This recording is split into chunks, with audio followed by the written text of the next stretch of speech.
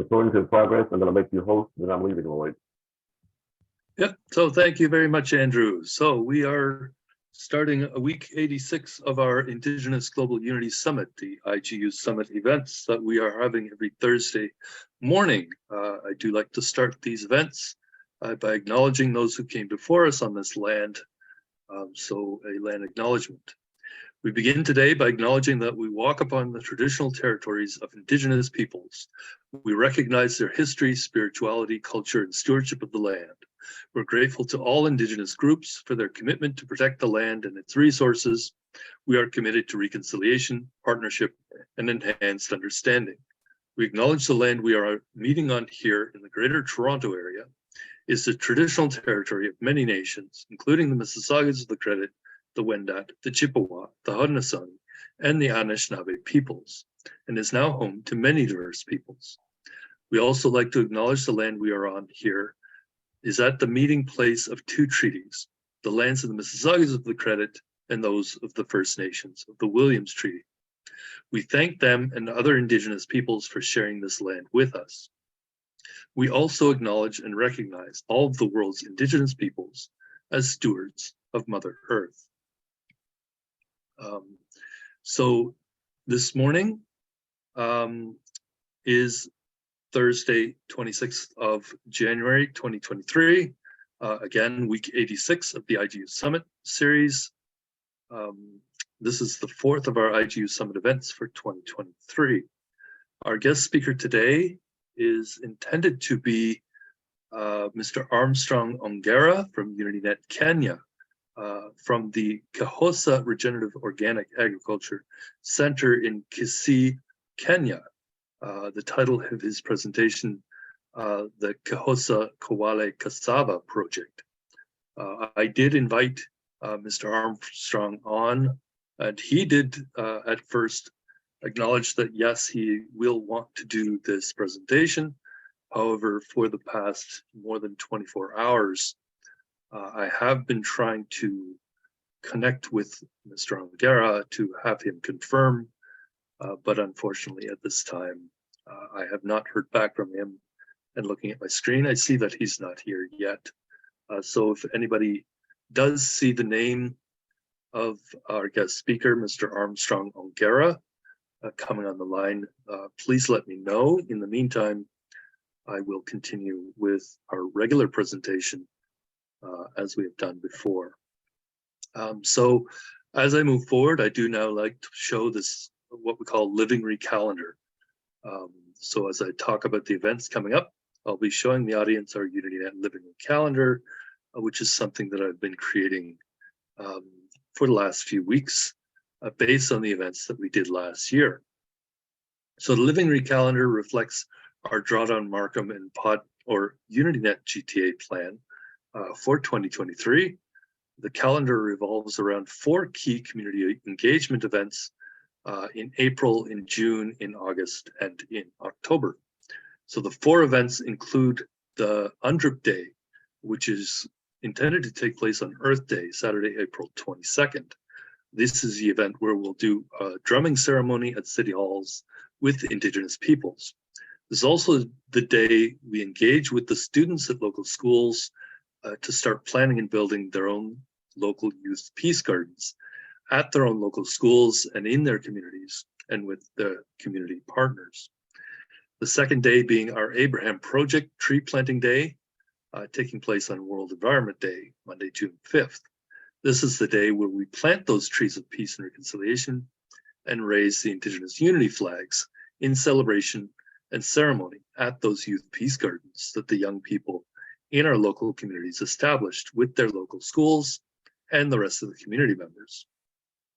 It's on this day where we celebrate the INAB, or we begin to create the INAB collaboratives and celebrate what we are trying to move forward to do in our local communities and create those empowerment networks for the humanitarian entrepreneurs in our local communities, where the INAB collaborative cooperative entities create the backbone of our network of networks that we call UnityNet. So the third day is the International Youth Day on Saturday, August 12th. That's the date for the Bubble Fun Festivals. So keep this date open. This is where we want to come back to those youth peace gardens and celebrate our diversity as localized communities of equals in our own communities, coordinated globally. We celebrate together in a hybrid event that is local and global through virtual sharing, where each one of us human beings in our local communities is recognized, including those around the world who are localizing the global goals through the development of partnerships in our local communities, where each of us helps to ensure that our own local humanitarian entrepreneurs are empowered by the members of our INAB collaboratives. So the fourth event is what's called Youth Peace Week in October. So Youth Peace Week starts on Global Cooperation Day, which is Wednesday, October 4th. This is the date of our Ubuntu Summit. The event also launches not just Youth Peace Week, but also our Global Climate Smart Youth Forum, which is the primary hybrid learning program that takes place until Monday, October 16th, which is World Food Day.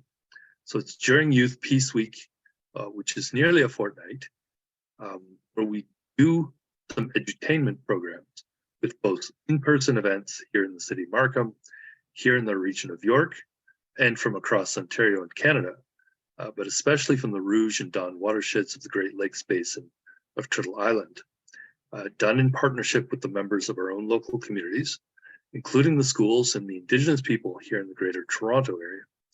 We'll work with schools like York University and Seneca College, and the local schools and teachers from the Catholic and the secular school boards, who will seek to work with our UnityNet members through Drawdown Markham and our partnerships, especially as we create our local INAB collaboratives here in the GTA, where we also seek to create at least 5, but as many as 25 of these local empowerment networks established in the rest of the year over the next few years, with at least 3 targeted by the end of 2023 in Markham, Vaughan, and Richmond Hill.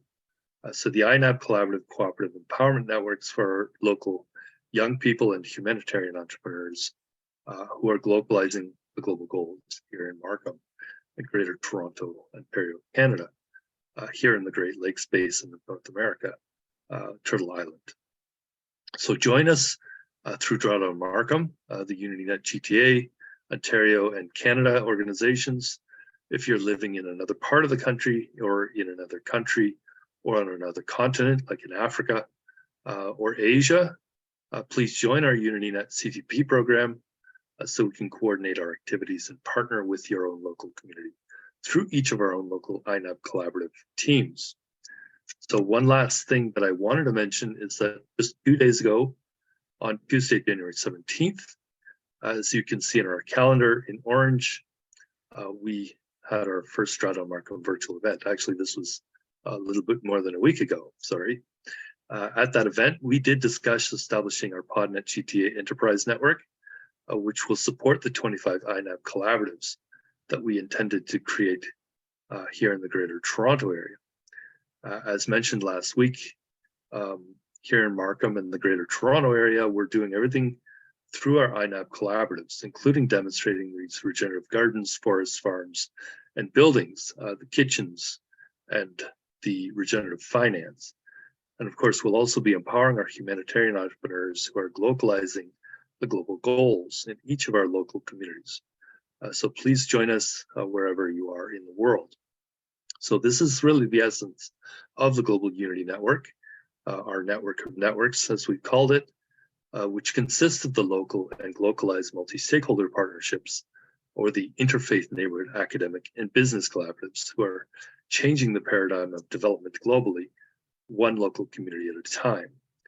So I mentioned a couple of weeks ago, there are other things to consider because the FAO just came out with a newsletter a couple of weeks ago.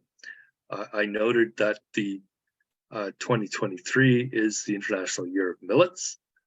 So this is something to consider as well. Again, you will find in the chat some links to the various important information.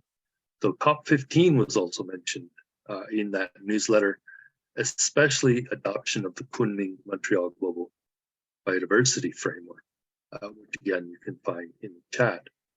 Also, there is some additional information there for people to follow from the FAO newsletter, which I do believe is also quite important, including the International Plant Protection Convention, which was something that was mentioned specifically by the FAO. There was also the Women's Empowerment Farmer Business School, established by the FAO.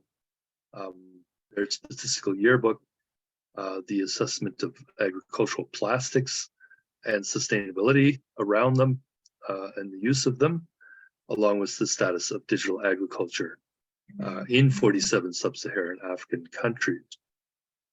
So as we move forward with our legacy projects here in Markham, as we call them, we have already begun having a local conversation with the 7th generation, or the 7th generation initiative, their legacy projects leaders. So they are empowering generations to connect the dots and create a bigger 7th generation story of change for the well-being of lives and communities and the planet.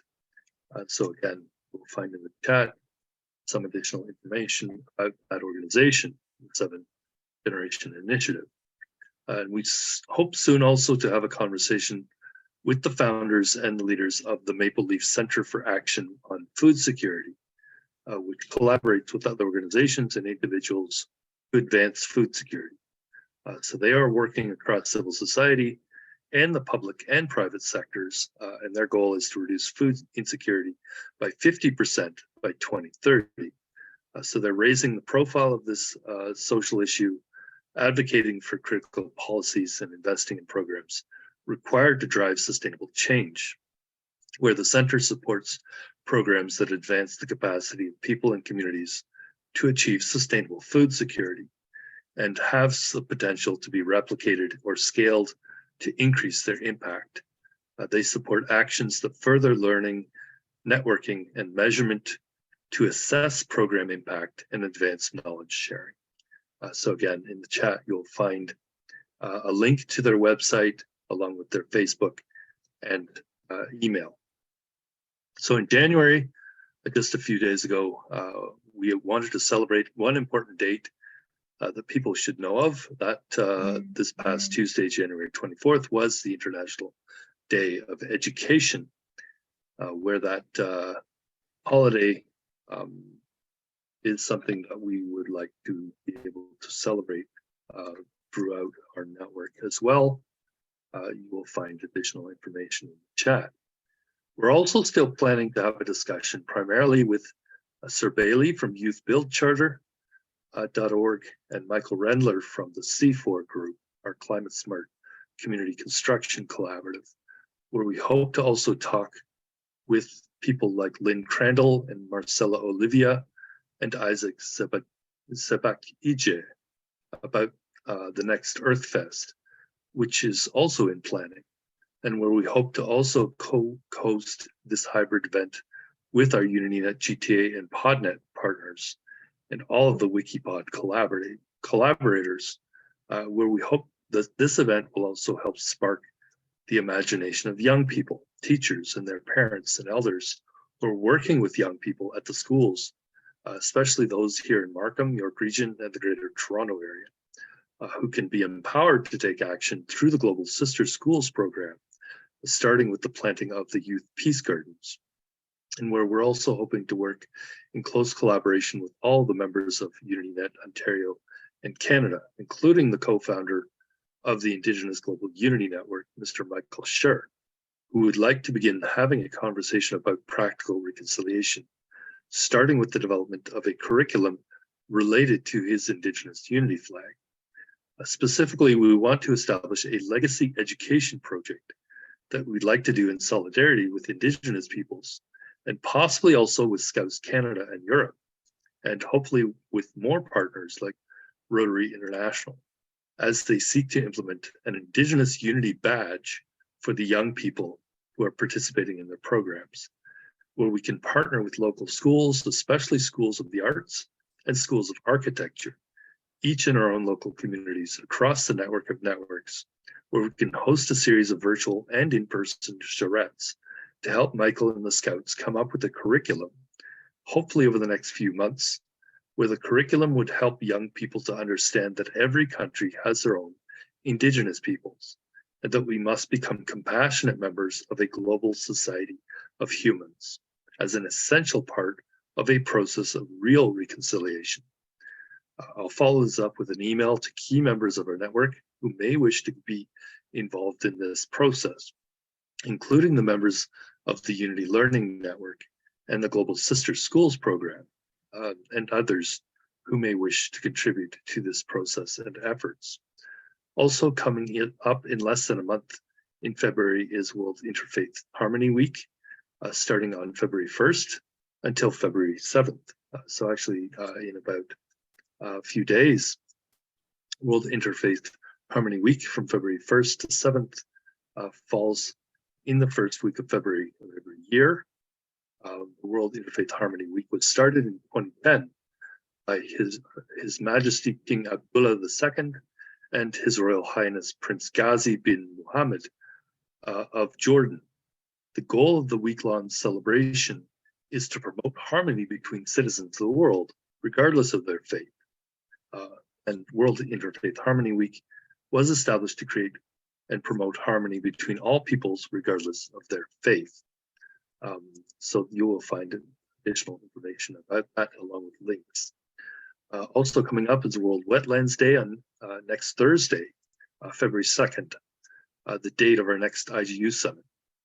So I would like to ask everyone who is attending today's call or watching online through Facebook to please get in contact with me if you have a suggestion for an appropriate guest speaker for next week's IGU Summit event, which I have set aside to discuss this important event focusing on wetlands, where I am providing here in the chat again, the official website of World Wetlands Day by Ramsar, which celebrate again on February 2nd and aims to raise global awareness about the vital role of wetlands for people and the planet. Please also note next Saturday, February 4th, is also the International Day of Human Fraternity. And oddly enough, it's also considered to be Transit Equity Day. But the important day for us, I think, is this day called the International Day of Human Fraternity, February 4th, which notes that we do need, perhaps more than ever, to recognize the valuable contribution of people of all religions or beliefs to humanity, and the contributions that dialogue among all religious groups can make toward an improved awareness and understanding of the common values shared by all humankind. We also need to underline the importance of raising awareness about different cultures and religions or beliefs, and the promotion of tolerance, which involves societal acceptance and respect for religious and cultural diversity, including with regard to religious expression. Education, in particular at schools, should contribute in a meaningful way to promoting tolerance and the elimination of discrimination based on religion or belief. So furthermore, we must acknowledge that tolerance, pluralistic tradition, mutual respect, and the diversity of religions and beliefs promote human fraternity.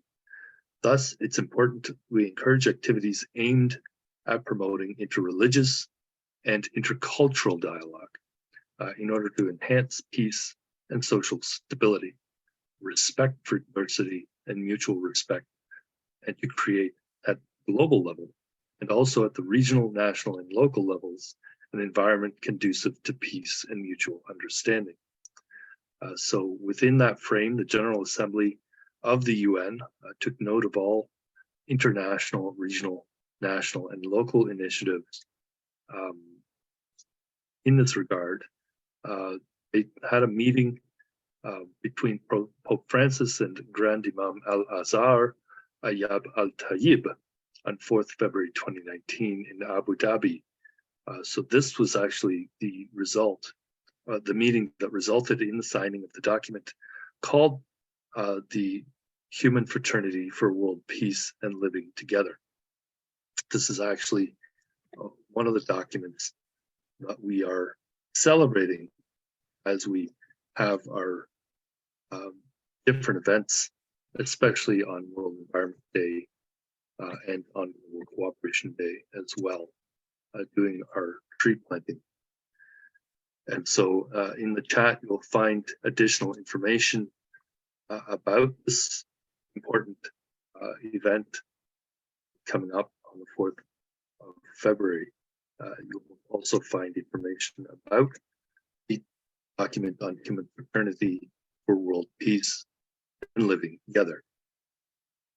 And I mentioned as well that that same day, February 4th, is called in some places Transit Equity Day, where unions, transit rider organizers, and climate and environmental justice groups come together to plan actions to take place on February 4th, which actually was Rosa Parks' birthday, and it celebrates her nonviolent direct action to protest segregation in the bus system of Montgomery, Alabama, and to declare transit equity as a civil right. So these actions are being supported by labor organizations in particular. So there are some links to these labor organizations, which state, for instance, that public transit provides basic mobility for many in our communities. It's also essential urban infrastructure, just like roads, bridges, tunnels, and utilities, that is crucial to the economic, social, and environmental well-being of all our regions. There is one link to laborforsustainability.org and information about Transit Equity 2022. There's also a link in the chat to ATU Canada, which is a union here in Canada, which also celebrates, have done so for the past 4 years. They are a network of labor unions, community organizations, environmental groups. They declared this Transit Equity Day as well as something to celebrate, as a day of action to commemorate, again, Rosa Parks and other civil society or civil rights icons, and advocate for accessible, reliable, and affordable transit powered specifically by renewable energy. Just give me a second here. So the last thing I'm putting into the chat is just that additional information about World Pulses Day. But before we start today, I'd also like to give everyone a little bit of history. Again, I wrote in many of our UnityNet group discussions, I was saying Happy New Year 2023. I did want to say thank you to all who have stayed with UnityNet for this past year, especially as we exhibited and still continue in some cases to exhibit some growing pains. As we continue our journey together, seek to find not just ourselves, but our better selves.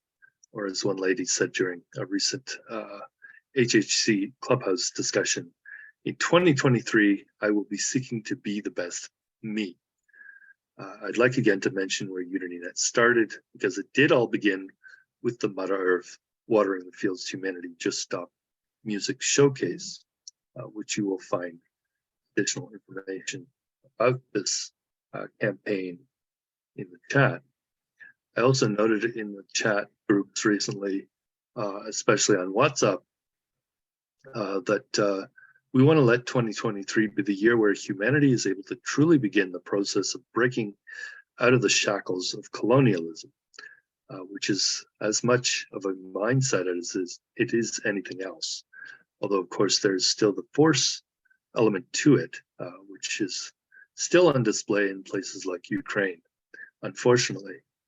I also mentioned recently the original Spark for Humanity initiative that started this discussion in 2019, before the COVID-19 pandemic, as a practical legacy that helps everyone to focus on the kinder, gentler world that we can create together, and begin with a song called Mother Earth. So this is the song that began our discussions with the people in Bermuda specifically, and the Caribbean.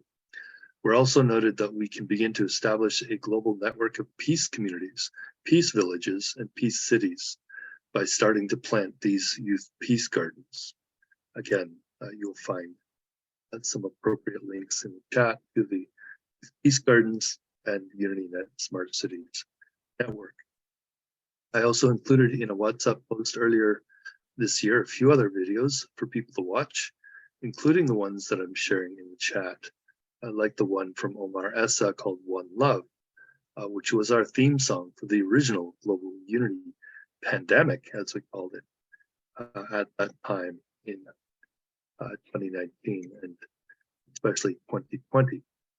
I would like to remind all of our members in UnityNet and UNET and in some of the other key networks and chats, this has always been about engagement of youth culture and hip hop. Because back in October 2019, on the 27th day, our host for that day, Andrew, even outlined for us the specifics of the 5 key strategy areas. The first being will be opened. We are opening new routes to engage and involve young people and amplify their voices. And second, strengthening our focus on their access to education and health services. Third, placing their economic empowerment to the forefront and of our development strategies through a focus on training and jobs, with the fourth being working harder to ensure young people's rights are upheld and promoting their civic and political engagement, with the fifth and final one being to prioritize support for young people in conflict and in humanitarian crisis, including their participation in peace processes. So the priority areas were outlined by Andrew during that discussion with the original team at the Greater Unity Pandemic, the team that created the Spark for Humanity initiative, which was supported by all of the artists who were singing in that Mother Earth video by the Mother Earth Collective. So I encourage everyone to watch the videos I placed in the chat because they are great examples of what we call edutainment. And if we have time after this main presentation today, we may even play some of them for our audience today between our discussions. What I will do as well in the chat today is put some additional information about the rights, especially that are available to every person on the planet, including some information about the Convention on the Rights of the Child, which has not been shared before. There is also a Committee on the Rights of the Child, or CRC, that was created in 1991. And so there is an organization called Children Rights Africa and Human Rights Watch put out a report just last October where they note that many young mothers face education barriers. All children have a right to pre-primary education. But getting on with today's presentation, I'd like to start with a simple introduction of who I am and who we are. So my name is Lloyd Helferty, co-founder of UnityNet International. And so UnityNet International, also known as Uni, is a hybrid holistic practical learning system management company based in Canada that also assists with community partnership building globally by leveraging our set of community engagement activities developed in partnership with the members of the Ad Hoc International Advisory Board of Goodwill Ambassadors.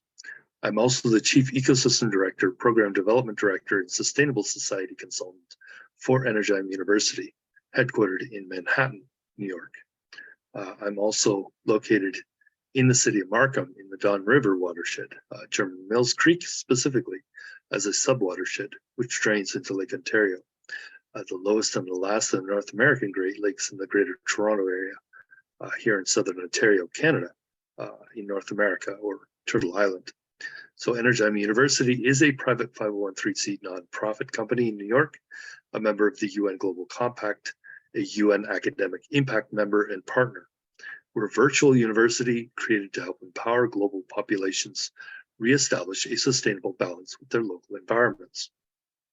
We do this by designing and implementing projects that support a strong and diversified local economy, while integrating the various core sustainable technologies and infrastructure into these local communities in the areas of renewable energy, high-density food growth solutions, and systems for sustainably managing local waste streams and protecting local water resources.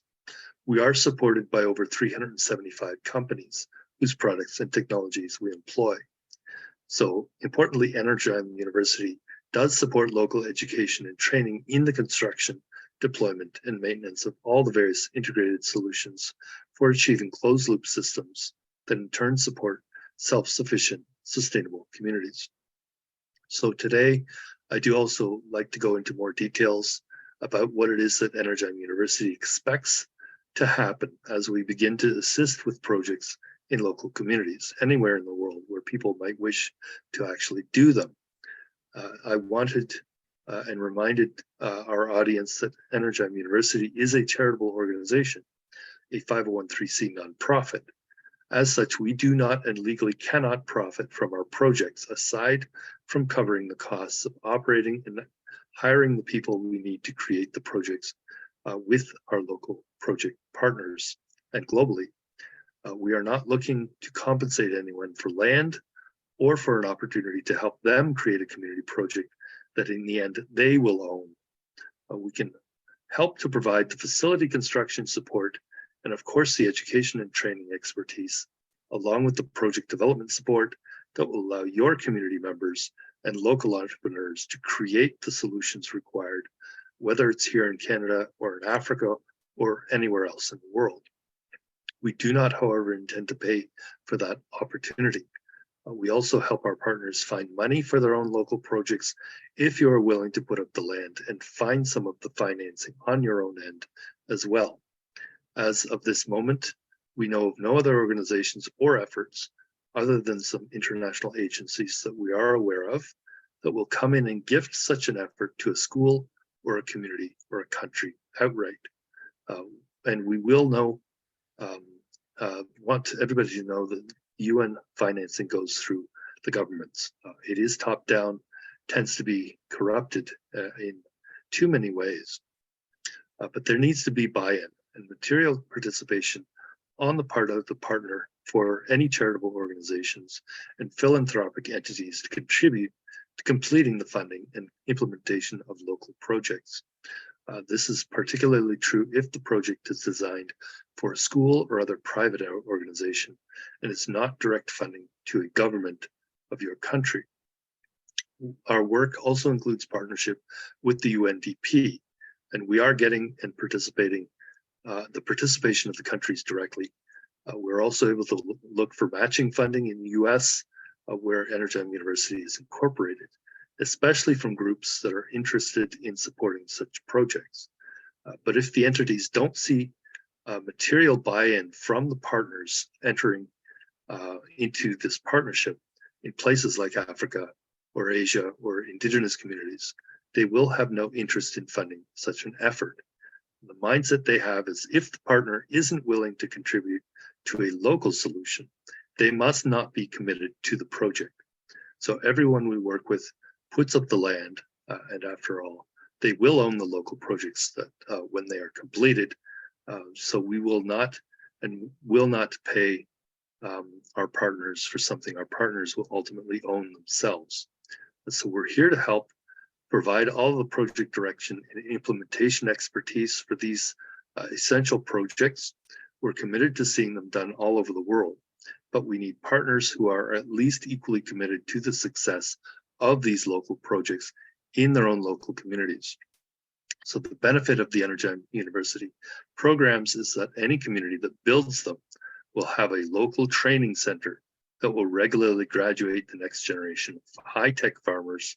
And we also extend our efforts into retraining farmers throughout the community and throughout the countries where these are established as well. But the key is community involvement, which may include a combination of local organizations, schools, and government agencies, which is one of the main reasons why UnityNet is building our empowerment networks globally. So again, you will find in the chat my contact information in case you would like to learn more and connect with me about this. So as well in the chat, you'll find additional information from the Energon University website that defines our methodology for education and training. There as well, you'll find the Science for Peace Community Sustainability Working Group, Climate Smart Food Consulting Group, Public Network, as well as the Climate Smart Food Consulting Group organization that we had established some years ago, that we are attempting to leverage these networks to build upon the important work that we have been doing with the ad hoc International Advisory Board of Goodwill Ambassadors, Andrew Networks, and others. So as we move forward, I'm also wanted to mention that I am the co-founder administrator of the We Energon Global Cooperation Turtle Island International Civil Society Organization. We are seeking to undertake what's called life value peace education, done in the context of life learning gardens. So we do continue to promote this important concept of life value peace education. Again, you will find the link you see on the screen in the chat. And so I was also designated as a Goodwill Ambassador for the 5 Points Youth Foundation, which is based in Los Angeles. We do have a portfolio that covers Canada, La Francophonie, the Commonwealth of Nations, and Turtle Island communities. Thank you, Lisa and Nice, for attending for at least a few minutes today. We unfortunately did not have our guest speaker confirming for today, so I'm moving forward with the regular presentation. Again, you can find information about We Energon Global Cooperation Turtle Island in chat. I do want to mention as well 5 Points Youth Foundation and the Ad hoc International Advisory Board of Goodwill Ambassadors. I was also designated, as a Goodwill Ambassador for the 5 Points Youth Foundation in Los Angeles with the portfolio that covers Canada, La Francophonie, the Commonwealth of Nations, and Turtle Island communities. Again, the AHIABGA, as we call it, is seeking to empower our communities, engage with royal, Indigenous, and tribal leadership, as well as helping local communities establish these interfaith neighborhood academic and business collaboratives, or INAB collaboratives, INABCs, as we sometimes say, that come together and pledge to support all of our local humanitarian entrepreneurs who are localizing the global goals, starting with those SDGs, while we also seek ways to leave no one behind. Again, I want to mention our primary sponsor, give recognition to our supporters, in particular Andrew Networks. This is our door opening network of the Global Unity Network of networks, who's hosting our weekly Thursday Zoom calls, which we're committed to take place through December. So Andrew Networks is also hosting additional events like the Youth Peace Week events and our Drawdown Markham monthly events as well. So Andrew Networks promotional support services are also able to rebroadcast any production-ready presentations or other citizen media with the theme of localization, re-indigenization, resilience, and other local implementations of the Sustainable Development Goals on their AHIABGA.org domain, which are being redirected to a number of social media sites like UCIT-TV and others. So Andrew Networks is a brand and domain name owned by ParXTC Export Trading Company, comprising the various social media channels, including TRN TV, Universal Citizens Media Networks, Conversations with Andrew Williams Jr., and many others. So Andrew Networks is not only our primary sponsor, supporting the promotional ecosystem for the UnityNet initiative, this Indigenous Global Unity Summit, which continues to December of this year. Andrew, we also call our Yes, Yes, Yes partner, helping to open doors so that members of our network are able to discover their inner selves and passions, where Andrew Networks is working with the people who occupy the various nodes of our Global Unity Network, so they can come together with the people of the network, acting like a net to support the dreams of our members, so they can leverage those passions, transform their visions of a better future for themselves and their communities into a reality that makes sense for both themselves and their own community members, however they might define what that better future is collectively, as they seek to work together in partnership and leave no one behind. Again, you'll find in the chat additional information about Andrew and his networks, which are consisting of a number of different social media sites and partners. So we are creating a global unity network known as UnityNet. Our main purpose as a business is to help others succeed through the partnerships as per SDG 17 and collectively achieving sustainable and regenerative communities, implementing all 17 SDGs, as well as taking local climate action to achieve drawdown, especially through the production of regenerative climate smart food in all of our local communities, not just here in Ontario in the greater Toronto area, but also across Canada and worldwide, globally, where we can begin solving the climate crisis one meal at a time and one family and local community at a time. So the Global Unity Network is being created to support local community interventions through our UnityNet and AHIABGA community engagement processes that ultimately result in local community enterprises, SMEs run by the local humanitarian entrepreneurs, where both the enterprise and the teams that are running these enterprises, the local businesses, are investment ready, able to successfully execute and create local businesses in a way that will generate sustainable revenues and hopefully profits for the businesses and for the local community members as well, through the systems of regenerative financing done at the local and regional and national and international levels, through the local community partnership cooperative entities, the local network that is also part of and a member of UnityNet, and where the local networks, the INAB collaboratives, also serve as the local empowerment teams for the local entrepreneurs,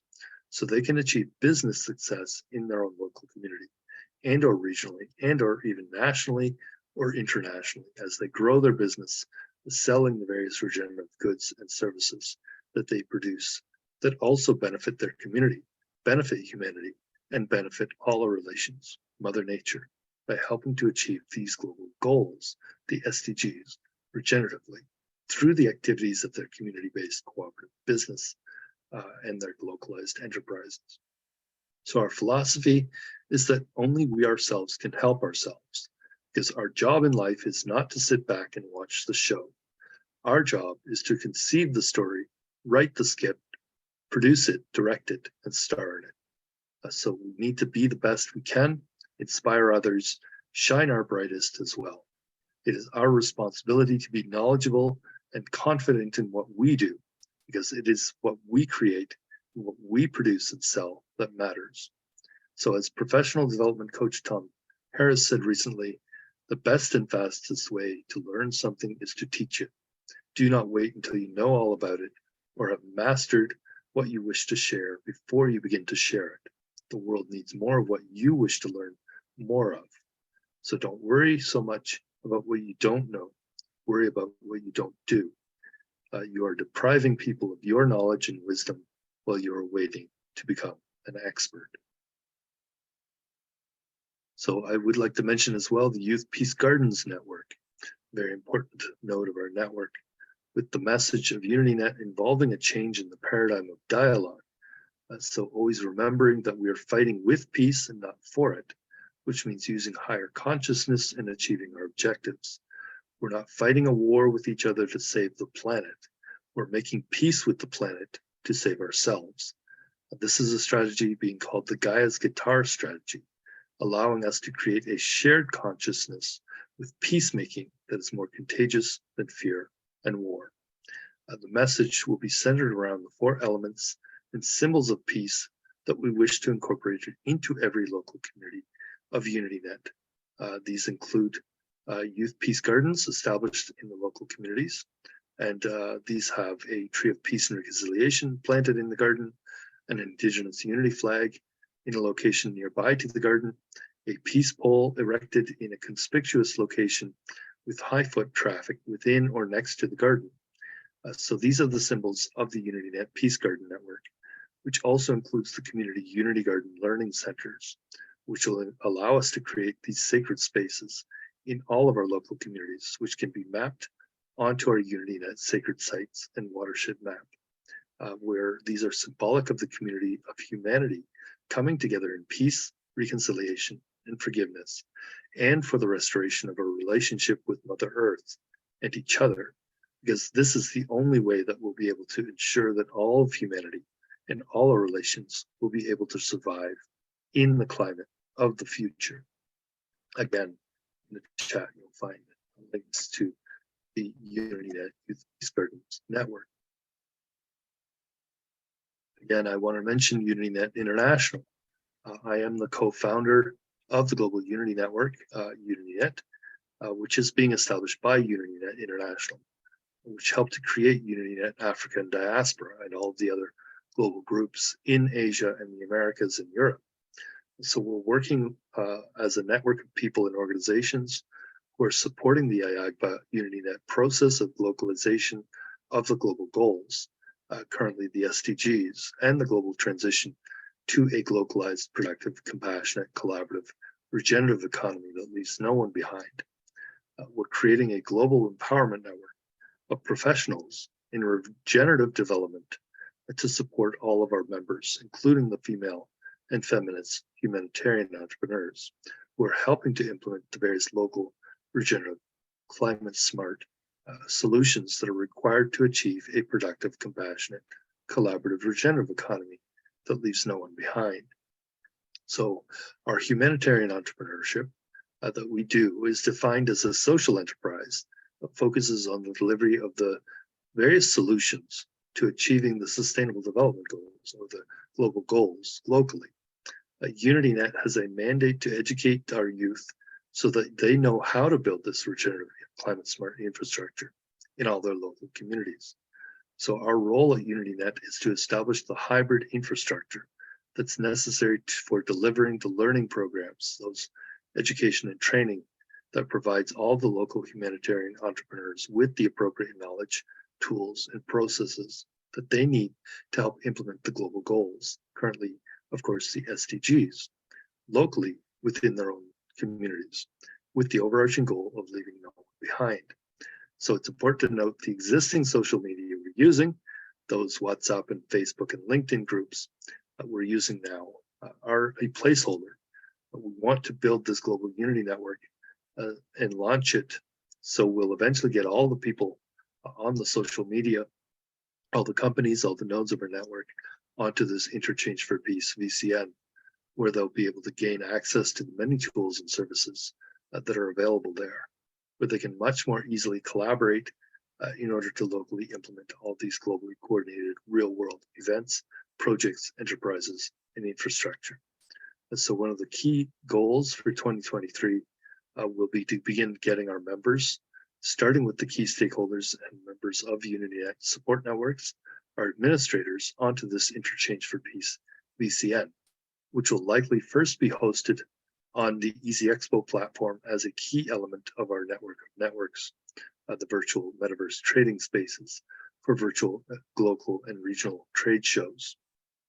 So our first and final UnityNet Interchange for Peace will also wish to include virtual student union spaces, help to empower young people and learners of all ages, a community investment and exchange system or CIES system and platform for the establishment of local neighborhood empowerment networks, especially of local multi-home communities in cities around the world, along with a UnityNet Dreams Boards virtual space linked to digital billboards in the community, as well as a regenerative financing platform for the infrastructure, the projects, and the humanitarian cooperative enterprise financing for the members of UnityNet to join and create these various enterprises in their local communities.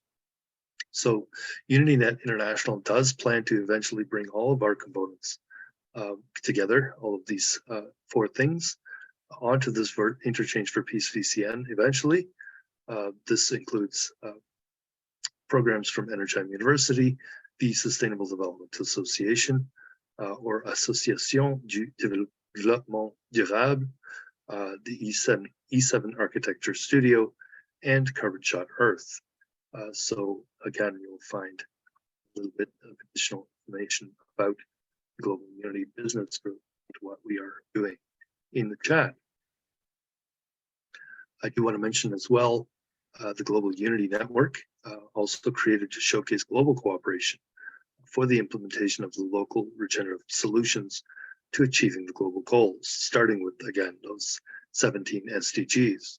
So our purpose is to help uplift the traditionally marginalized communities that are mostly being left behind because the existing economic paradigm very much focused on making money for those who are already wealthy, by extracting resources through the exploitation, usually over-exploitation of people in the natural world.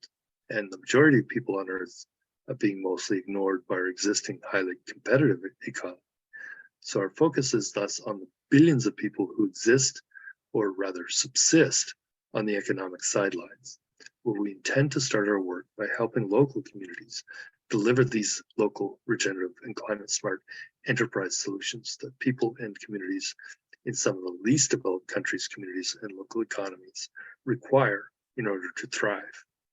As the entry point, we are focused in particular on those communities that are the most food insecure. Again, in the chat, you'll find information about the Global Unity Network itself, which is centered around the establishment of the network of networks on social media. So UnityNet is promoting delivery of a suite of practical solutions to achieving these global goals, starting with the SDGs. This is until 2030. We are focused on using the tools of humanitarian entrepreneurship, focusing on those female and feminist humanitarian entrepreneurs and their enterprises, the FFHE, as we call them, and using hybrid virtual and hands-on education and training and learning programs, platforms, and curricula, with a primary focus on delivery of the humanitarian entrepreneurship skills training in practical settings, in other words, practicum learning, along with leveraging various open source regenerative climate smart infrastructure solutions to remotely assist local INAP collaborative teams establish the local collaborative open source Unity Garden classrooms in all our local communities across Africa and around the world. So the Unity Garden classrooms, set up in collaboration with existing schools and local communities, can be used for the local and remote and virtual delivery of the practicum learning programs for all of our FFHE members, so they can learn how to grow, process, cook, market, sell, and trade the various types of regenerative climate smart food and related nutritional and medicinal and other types of locally produced regenerative products, both within their local communities, as well as regionally, nationally, continentally, and even internationally, in order to produce income and greater prosperity for themselves and for the people in their own local communities, for all people on all continents, again, with the intention and goal of leaving no one behind. So again, you will find in the chat a link to various related groups, such as the UnityNet Smart Cities Network and the Unity Eco Village Network, as well as the related Unity Hemp Network, where the eco villages can eventually also produce hemp that can be used in things like fibers and clothing, as well as Climate Smart Kitchens group for production of essential materials for those kitchens, which are, you can find as a link to the UnityNet Cook Stoves Network. And related to that is also a discussion around food loss, waste from our local communities used in a way to improve the feasibility of these gardens. So I do want to mention as well the UnityNet AHIABGA process of globalization of the global goals intended to help everyone in each of their own local communities establish local teams of humanitarian entrepreneurs, as well as the local community empowerment networks, these INAB collaboratives that provide support and assure the success of the local cooperative humanitarian enterprises who are building the Unity Gardens. So the Unity Gardens intended to be established in each local community across the global network, most likely starting in Africa, but also here in the Americas, North America, Turtle Island, and beyond, in Asia, in Oceania, and as well in South America. So this process of establishing the local INAB collaboratives is done by taking part in our Abraham project, where we plant those trees of peace and reconciliation, do those ceremonies on Sunday, June 5th, World Environment Day. This continues throughout the planting seasons locally, wherever we are. So some communities will also establish twin trees of peace and reconciliation and twin unity gardens and INAB collaboratives. So the twinning or thrinning or quadrinning done through the CTP program is a process of twinning the local community unity garden humanitarian enterprises, also twinning the local community INAB collaboratives. So we're building a global network of local INAB collaboratives where all the members in each local community, these empowerment networks, will be interconnected, watching over and talking to each other at the global level. Where each of the INAB collaboratives will have a diverse set of members from 7 different sectors of every community: public, private, civil society, academic, interfaith, finance, and orange economy, or the creative sector.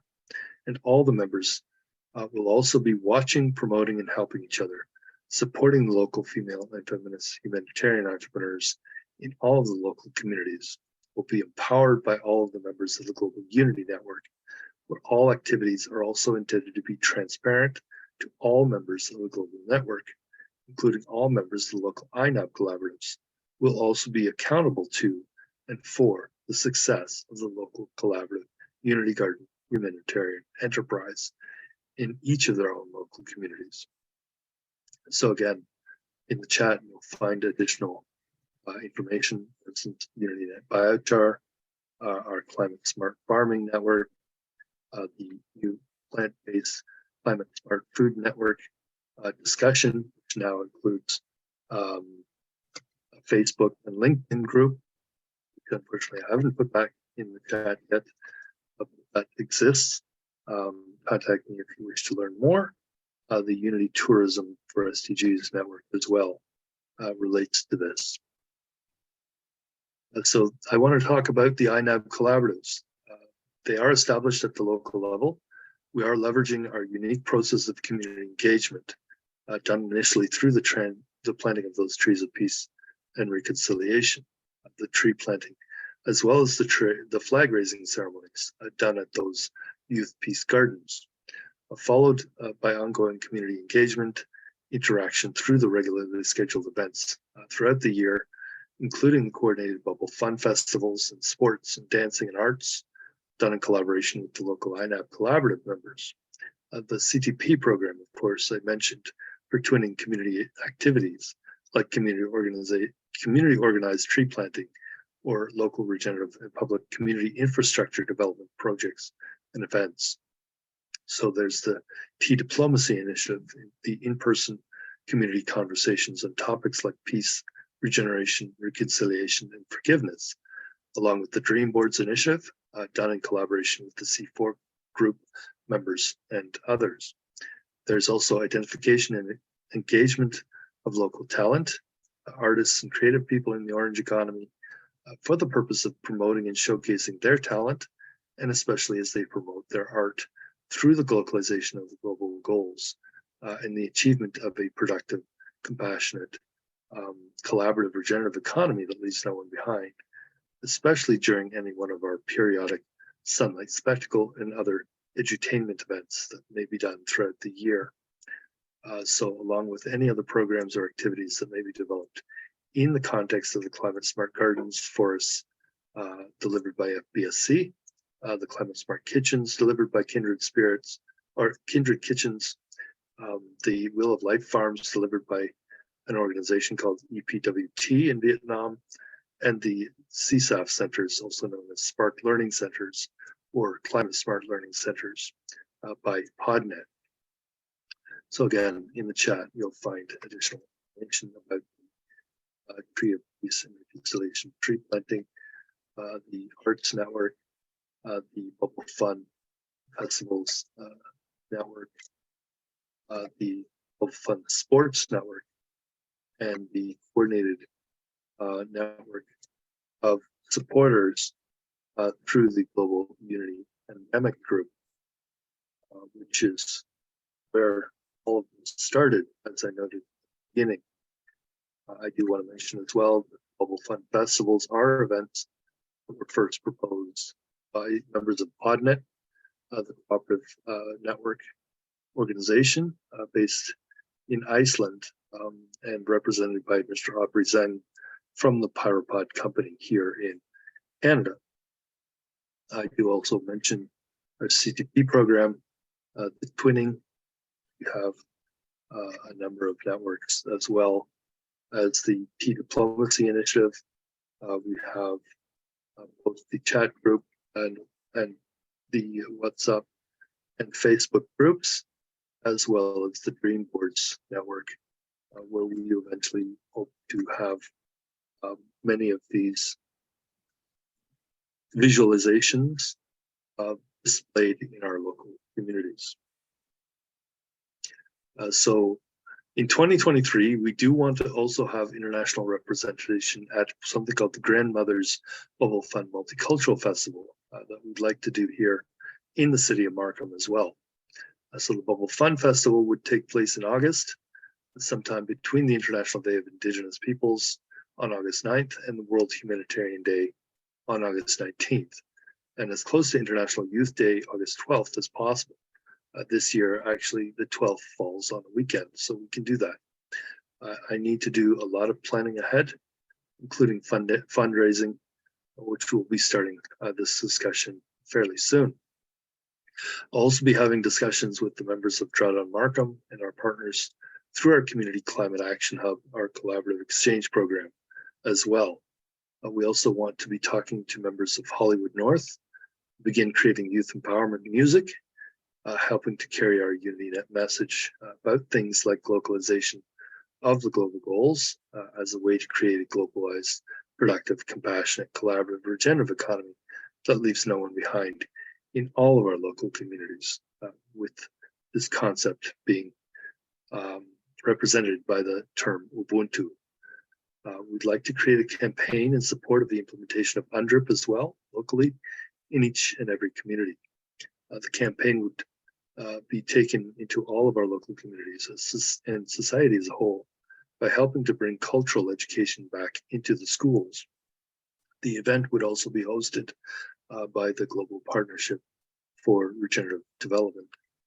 Again, you can find that information about that related network in the chat as I'm sharing with the people on the call today.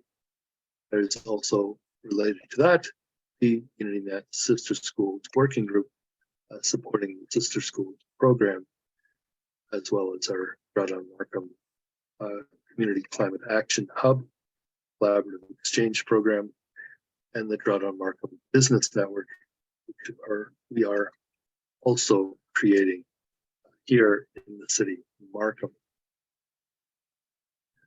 So I do want to mention as an example, today the UnityNet International is creating what we call values-driven digital and community transformation, where we do two main things. First, we focus on creating community partnerships for the ultimate purpose of facilitating the creation of community-based cooperative humanitarian enterprise teams consisting of young people and families in local communities worldwide who are seeking to implement local regenerative solutions for achieving these global goals, those SDGs. Second, we're helping to facilitate local establishment of regenerative community Unity Garden learning hub spaces in all of the local communities.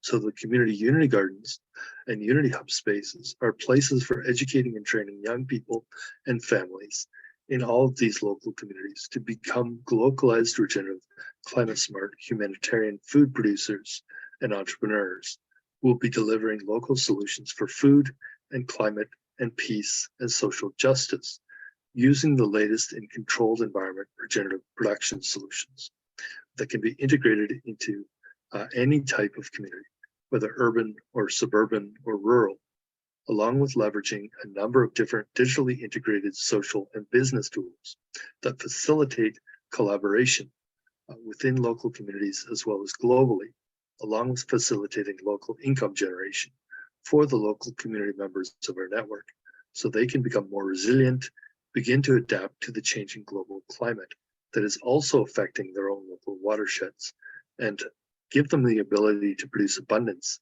from their own local productive resources, including healthy soils, clean water, and renewable energy.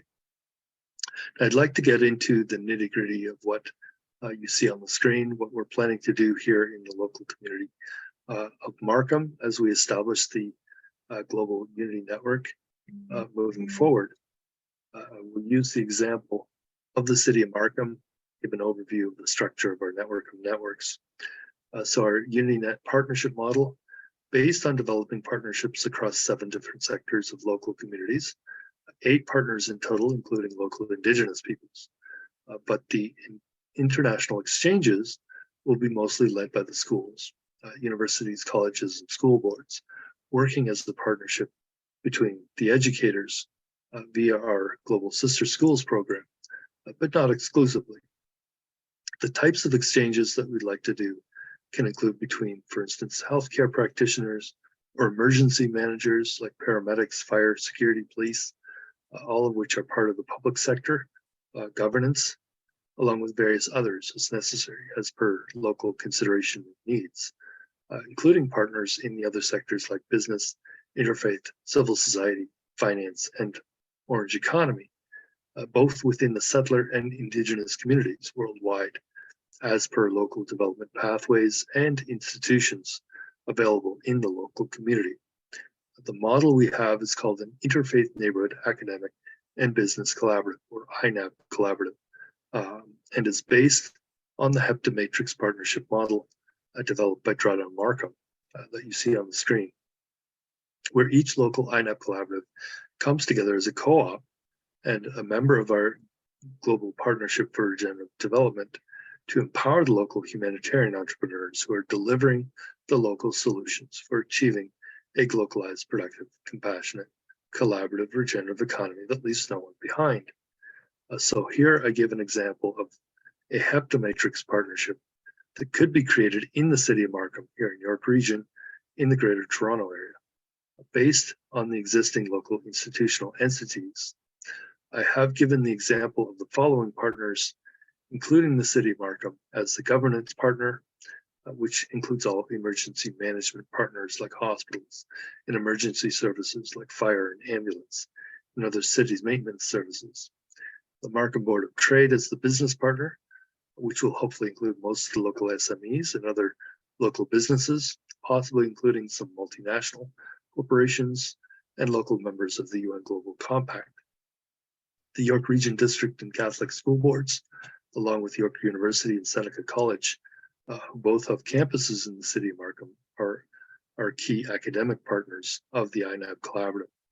But the academic partnership does not exclude any other public or private or online virtual schools who have offices or employees in the city of Markham, and could also include non-governmental organizations and others like the Toronto and Region Conservation Authority and other partners in education about nature and our local watersheds like local naturalist organizations or others.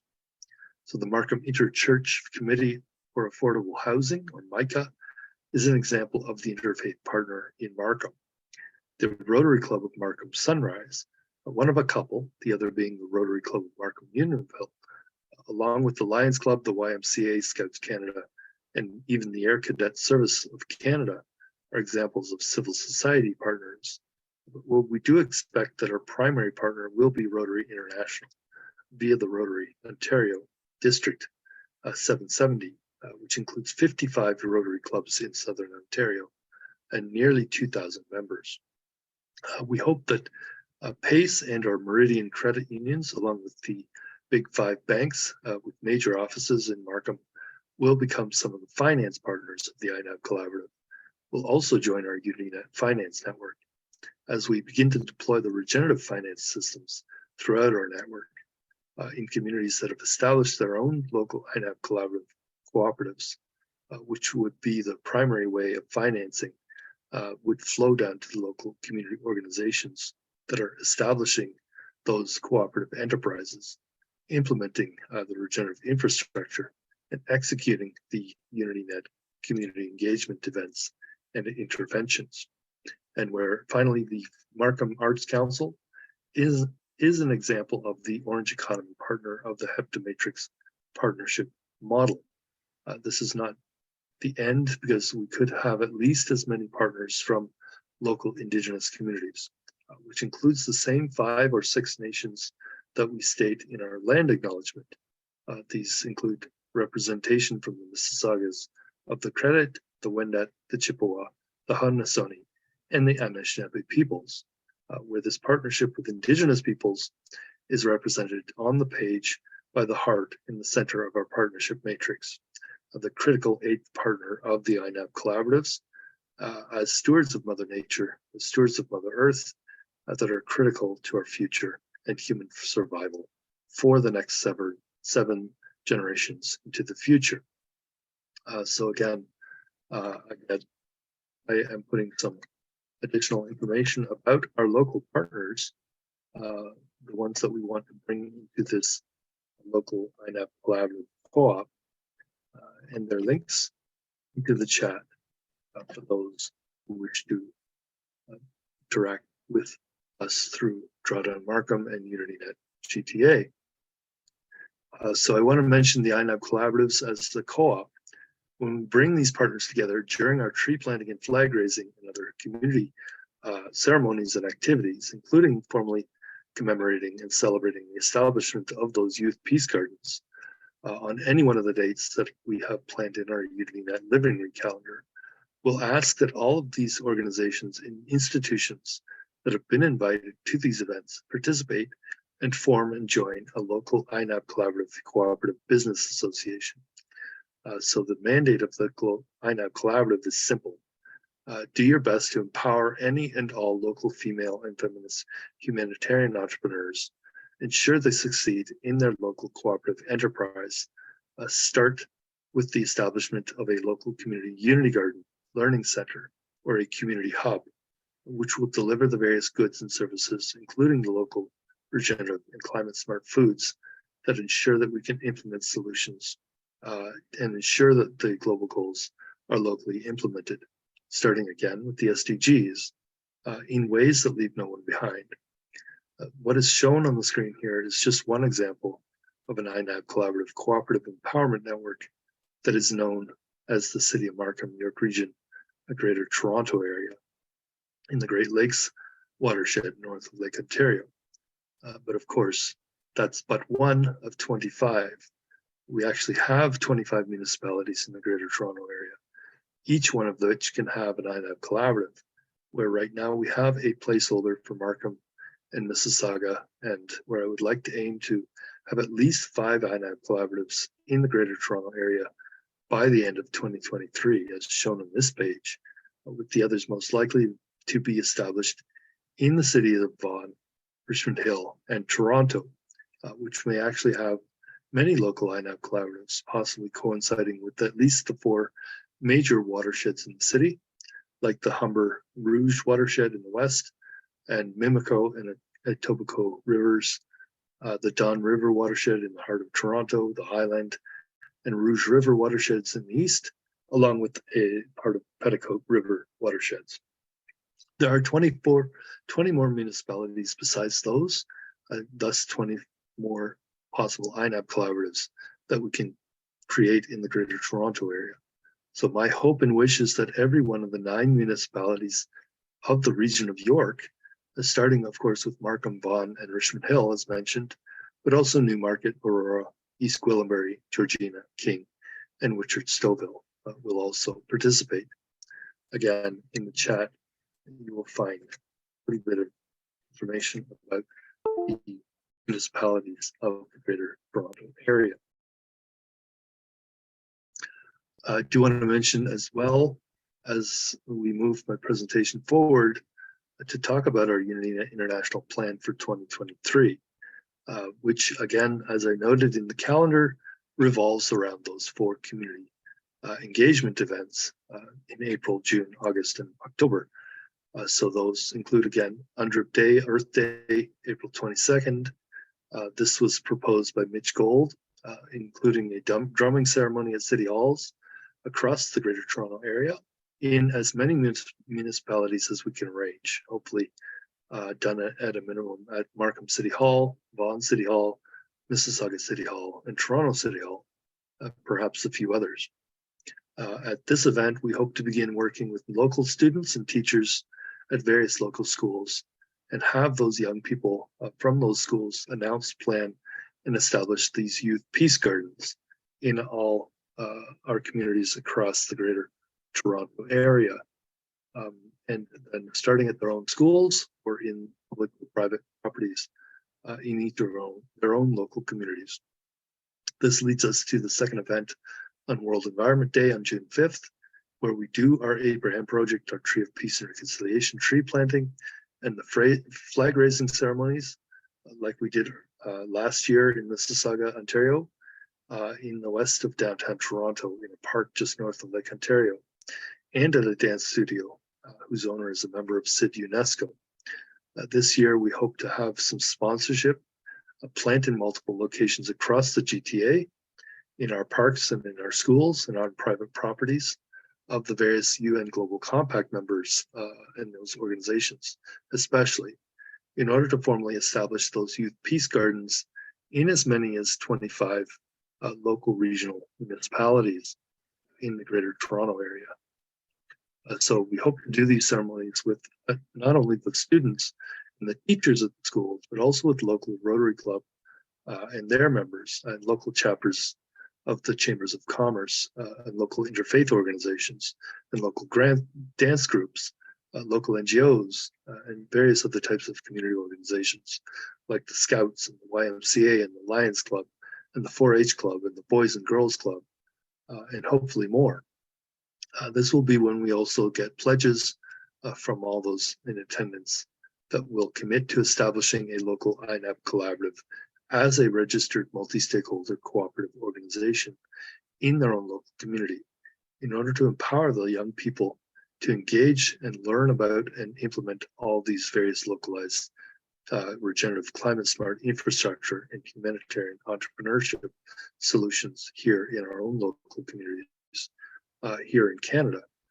But at that time, we'll also encourage the youth, students, and their teachers to work together to begin thinking about creating their own local collaborative humanitarian enterprises, what their own local community unity garden learning centers might actually look like, where these community unity gardens and peace centers and unity eco-villages might be built within the context of their local watersheds, and what sorts of humanitarian programs and businesses and organizations can be hosted within those unity garden spaces. So once we establish the youth peace gardens with those young people, we then start planning for August and the first regional bubble fun festivals, which take place between International Day of Indigenous Peoples on August 9th and World Humanitarian Day on August 19th, as close to International Youth Day, August 12th, as possible. So during the youth bubble fun festivals, we come back to the youth peace gardens that the young people established at each of their schools, each of their neighborhoods, and we have fun. We display art, we do dancing, we play bubble fun sports, we have musical performances, serve local foods that reflect the diverse community, learn about local solutions to achieving a net zero economy and community, and eventually achieve drawdown locally. So this is a time we also bring together all of the members who came in for the tree planting, ensure that they are meeting regularly to talk about local solutions, how to empower those local young people, ensuring that their local humanitarian enterprises are successful, especially as they begin planning to build the very first UnityNet Unity Garden Learning Centers here in the city of Markham and in York Region of the Greater Toronto area of Ontario here in the Great Lakes region, which leads us again to our final event, which will be one of the one that takes place in October, our hybrid in-person and virtual Climate Smart Youth Forum event. So this is done at one of our local institutions, like at Seneca College or York University or the University of Toronto, or perhaps we can have different events at different schools on different days during Youth Peace Week, which take place between Global Cooperation Day, October 4th, and World Food Day, October 16th, where the members of UnityNet GTA and all of the local INAP collaborative members will also do in-person virtual regenerative climate smart solution presentations and professional lectures and edutainment shows during the 2 weeks between these dates. So the UnityNet Global Climate Smart Youth Forum could include a variety of hybrid in-person and virtual events that also promote and generate entrepreneurial ideas related to the localized delivery of humanitarian solutions for achieving the global goals by leveraging our Science for Peace Regenerative Climate Smart Food Program. During our meeting with Drawdown Markham, just recently, we started planning and talking about how we can approach various local community developers and organizations so we can begin planning for the establishment of the local community youth peace gardens and our network here, along with engagement with UNGC members in our local communities, here again in the GTA, Toronto, Ontario, and Canada, engagement with schools in our local communities, and also engagement with all of the other members of the local community who represent the various sectors of that HEPTA Matrix partnership template, the INAP collaborative members of Drawdown Markham, locally here in the Greater Toronto area. Again, you'll find additional information about the UnityNet International Plan 2023 in the chat. And so UnityNet GTA and Ontario projects, we do need to discuss at least these two key projects that I will and am focusing on for 2023. The first being the establishment of an eco-village center of excellence here in Ontario, possibly in the Ottawa Valley, Eastern Ontario. This may become a network of eco-village demonstration projects where we can begin with organizations here in Ontario and across Canada who can demonstrate some of the various different components, eventually showcasing the 5 different open source regenerative climate smart infrastructure solutions that can be deployed in our local communities and at the eco-village centers of excellence, which will likely be operated by the Maui Aloha project. We'll be working in partnership and synergy with all of the organizations of UnityNet as we move forward for the benefit of all of our members in all local communities.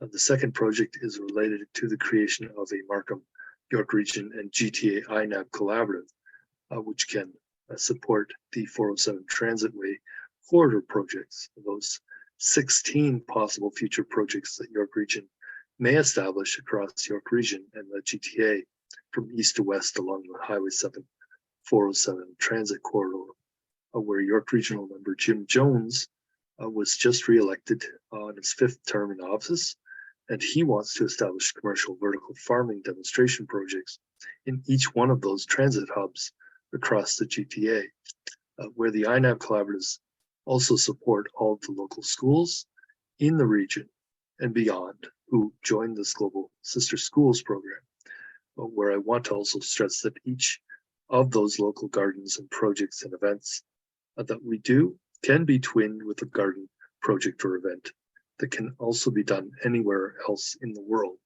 through, again, our CTP program of Drawdown Markham's Community Climate Action Hub.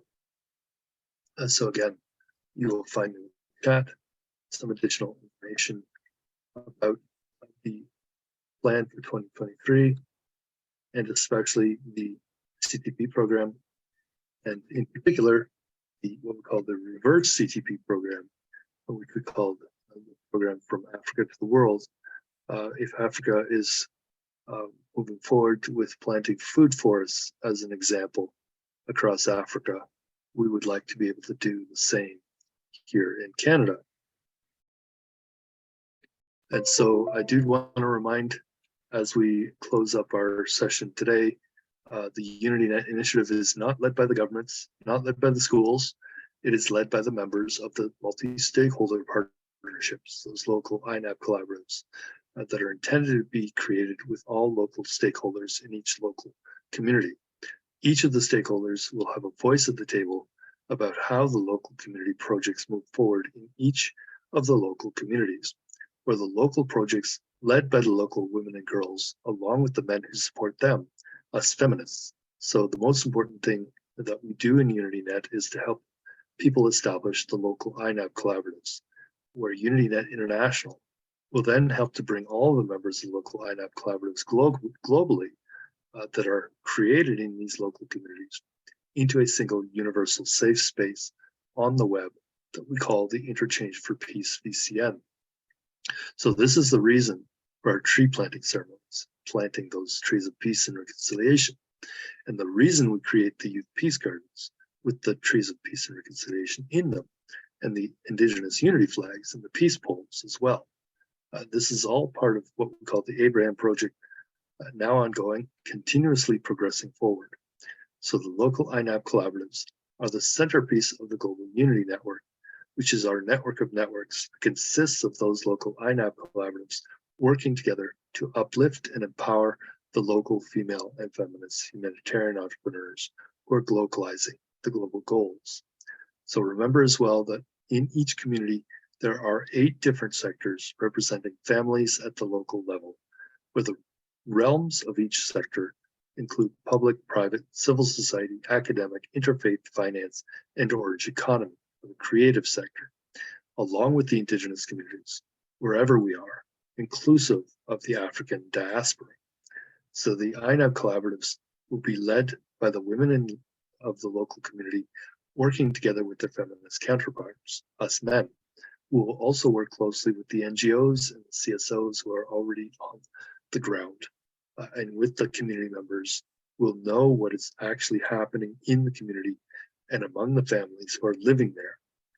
So all of the INAB collaborative members will be tasked with watching and helping each other as per Ubuntu, and supporting the local female and feminist humanitarian entrepreneurs in each local community, our FFHE, who will be empowered by all of the members of the global network, and where all activities are also intended to be transparent, and all of the members of the global network, including all members of the local INAB collaboratives, will also be accountable to and for the success of the local humanitarian enterprises, starting with the Community Unity Garden Humanitarian Enterprise, or community hubs, where our vision is a global, peaceful, localized economy that will also be led by the women and men who understand the power of partnerships as per SDG 17, instead of only competition and fighting in war with each other and over resources, which the earth has in abundance,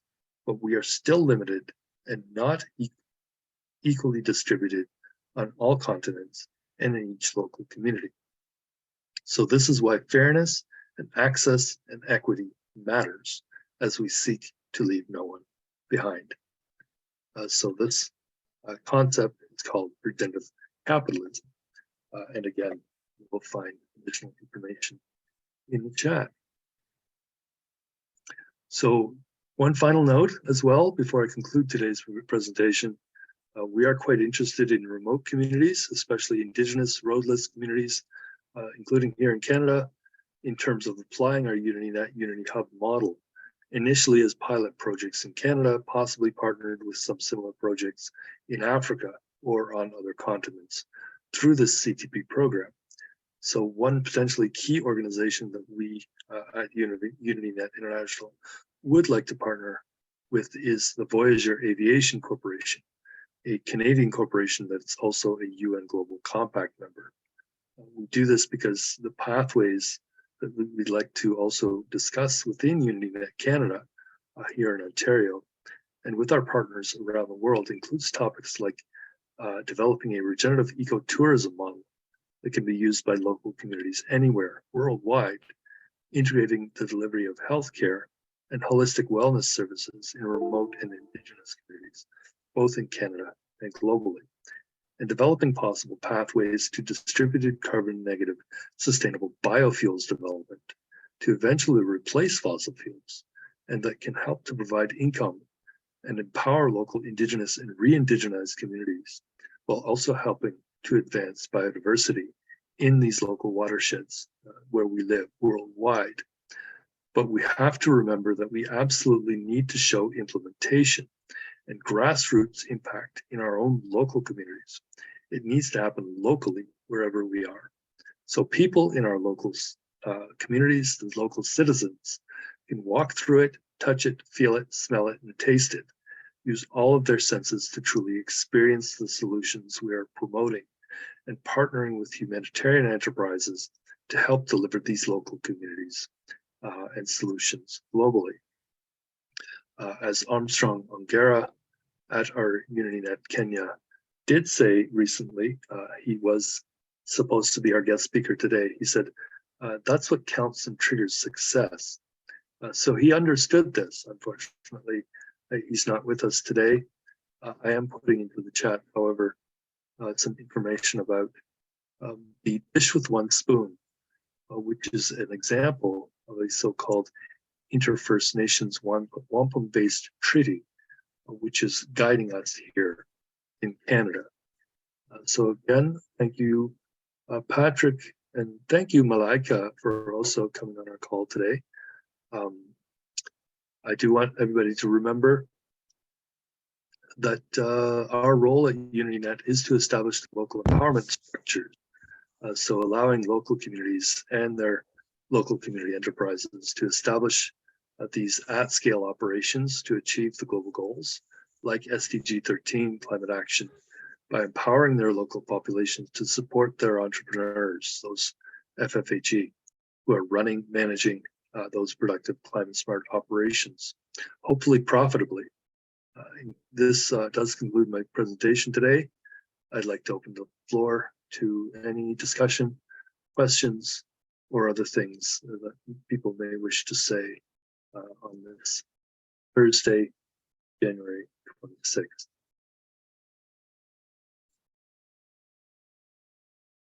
And with just the three of us finally on this call. Yeah, I thank you, Mr. Lloyd, for the good presentation that you have made. We are just three in a chat here, so actually I don't have a comment, but they are good presentation that you have made this evening. So it is actually the same presentation I have done before. For the most part, there are some additions, as I do almost every week. There are additional things to put into the chat. I will this week, because I did go through the entire presentation, I will also be posting this as a recording and as the actual presentation online. I'll put it onto the web so that people can access all of these slides and all of the links that are related to the information that I have put into the chat today one more time. So I just want to make sure that everybody has also put their contact information into the chat, just for the record. So we have a record of your participation here on this call today. We do like to have that in our notes. So as we move forward, we can refer back and say, yes, on January 26th, Patrick and Malaika were here. And they are committed to this program moving forward as we develop this, not just the network. So we're now nearing the conclusion of the development of the actual network. So you probably noticed that we started out last year essentially developing a network on WhatsApp. So I've now been migrating most of our discussions over to, so WhatsApp obviously being a private network, discussion groups. We're starting to migrate over to public discussion groups and networks on Facebook and LinkedIn being the public discussion groups and the public professional networks. So those members are starting to, starting to become people who are joining those networks on both Facebook and LinkedIn. It will be our purpose this year, one of which is to populate our network with professionals in regenerative development, solutions implementation, and especially as well to interact and get young people to join our network, especially through that Global Sister Schools program. So they're learning these solutions, especially in Africa. I think the fact that there are so many young people in Africa and they are so committed, I think, to this whole concept of leaving no one behind as they move forward. I think that concept of Ubuntu is such a powerful thing for the Africans to embrace their culture and embrace their history as leaders in developing frameworks of participation and systems of community development that truly seek to leave no one behind. Because unlike I think in Africa, in Canada, in Europe, in North America, in the West, we've established these systems of, especially systems of education, where young people are taught and learn how to compete, and they essentially through their careers and the structures they set up in their communities, they continue that to perpetuate that message of competition, and that is resulting, of course, today in a system of where our whole economy is centered around this idea of competing to be the best and to own everything. And this is resulting in the vast disparity of wealth across our communities and worldwide, where you have a small number of multi-billionaires and millionaires, and most of the rest of the people very poor. So we need to change that system, and the way we do that is generationally, by teaching our young people a different way of doing business, where they can actually succeed through cooperation and collaboration and partnerships, and ensuring that everybody is successful, ensuring that nobody is left behind by having everybody contribute to a better world. Because without that partnerships and that collaboration, I fear that we won't be able to make it through the upheavals that are happening as a result of these things like climate change and the financial instability and the angst among our young people in visualizing a better future is really part of what we need to be doing as well, to make sure that they can experience these solutions, not just in virtual reality, but actually in their own communities. And that is an enormous challenge, but I think we have the people who are ready to move forward with us. And I'm so glad, Patrick and Malika, that you're on with us today to continue this journey that we have right now as we transition our economy from these sustainable development goals to what we hope will become a set of regenerative development goals in 2030. So slightly under 7 years to go for us to organize ourselves. Hopefully we will have some preliminary demonstration projects by the end of this year. Fingers crossed, if everything goes well. I am working here in the city of Markham with partners now. We have discussions going on with the gentleman by the name of Brian Pupa that I just met recently. So he is moving forward with some legacy projects on a farm not far from Toronto. We'd like to, though, however, set up these demonstration projects in our Rouge National Urban Park in collaboration with Parks Canada, so that we can also work with Indigenous peoples to have them implement their solutions that they would like to do, and have our communities of settlers working together with them as well, if they are interested in showcasing these same solutions here. But we really want those, again, 5 solutions: the gardens, the forests, the farms, the kitchens, and the regenerative buildings in particular, which can be set up as habitats for people to actually live within those building envelopes, within and with nature, the 5 kingdoms of nature that are intended to be established within those envelopes to support especially biodiversity and prevent the collapse of the ecosystems that really are ultimately supporting all of us. So thank you, both of you. I believe, unless you would like to say a few words, Malaika, maybe we'll end. Yeah, thank you so much. Happy New Year, Professor.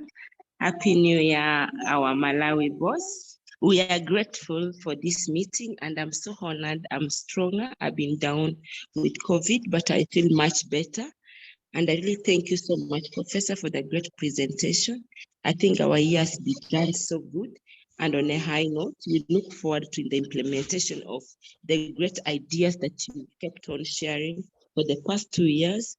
And I am grateful because in Uganda, East Africa, I'm representing UNAD and UNI faithfully and stronger.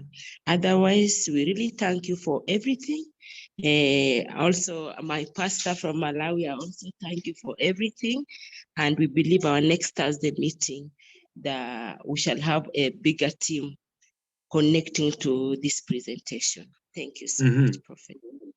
Yeah, so I was hoping as well there would be one more person on this call. They said yesterday to me, "Oh, I'll try to be there," and that's another reason I was wanting to do this entire presentation, which I will send them again, the video and the slides after this. They were somebody that I connected to recently in a global network, again, of circular economy professionals, as they call them themselves. So the circular economy is essentially what we are trying to do here, is what we call regenerative development, could also be called circular economy solutions. So that's another name that people have been using, where essentially what we're trying to do is locate, recognize, and actually leverage the waste that we produce ourselves in our own local communities to create value added. So all the waste that we generate in our kitchens, in our restaurants, and wherever we are serving food, can be fed back to the animals, can be fed back to the worms, can be fed back to the bugs. And those bugs and worms and animals are then a source of waste themselves, because they poop, right? And that poop can then be converted into fertilizers, value-added fertilizers, and that value-added fertilizer goes to grow our food. And so we grow food in our communities that goes where the wastes that are created by ourselves and our communities is reconverted back into food through this closed loop system. So the idea being that we actually have solar powered communities where the solar energy provides the energy for our electricity, but also for our food, which obviously it does today. But all plants, of course, use photosynthesis. But in future, as the climate impacts our traditional open air growing systems, as droughts happen, as floods happen, as climate impacts make it harder and harder to grow food outdoors on traditional farms in many places, especially in, for instance, North Africa, northern Kenya as an example, but also in many areas around South Africa and for instance, think about Namibia or something, where it's dry, where there are deserts, and desertification is actually expanding. Deserts are expanding. We'll need to start thinking about how we can create this food in controlled environment settings. And so these controlled environment solutions, those pod buildings that we've been promoting, are something that I think Africans and the young Africans, I think, can begin designing those buildings and building those buildings and creating supply chains, utilizing their own resources, the oil, the fossil fuels that are in the ground in Africa, not as fuels, but as oil to produce things like plastics that can then be used to create those buildings. So there can be industries created from these resources that still exist on the continent of Africa. And Canada is actually blessed to be one of those countries that has plentiful resources as well. So this partnership between especially Africa and Canada and US as well, but other countries that are committed to this pathway, I think we can move forward with those and create something really very impactful moving forward. But of course, it will take some time to develop these networks, not just the iNow collaboratives, but also those business networks, and then to get the investors on board with this transformative project, which is going to be necessary, I believe, within the next 5 to 10 years, as climate change really is going to make it very difficult for people to begin or to continue growing food outdoors. So there's an opportunity here for Africa to take that leadership role. But one of our roles within UnityNet International is to really spark the imagination of those potential investors, and to get them to say, absolutely, this is the next change. It's a global change, just like we had a change in our displays went from these tube televisions to these flat screens we have now today on all our devices, right? The cell phones and laptops, which all have flat screens, no more tubes anymore, right? So this is one of the journeys we have, is the transition to regenerative infrastructure. So thank you all for coming on the call today. Patrick, Malika, and those who were on earlier, in case you're watching. I will finish the call today. It is now 1 o'clock in the afternoon here. Yes, yes. All right, thank you, and bye-bye. Bye-bye. Bye.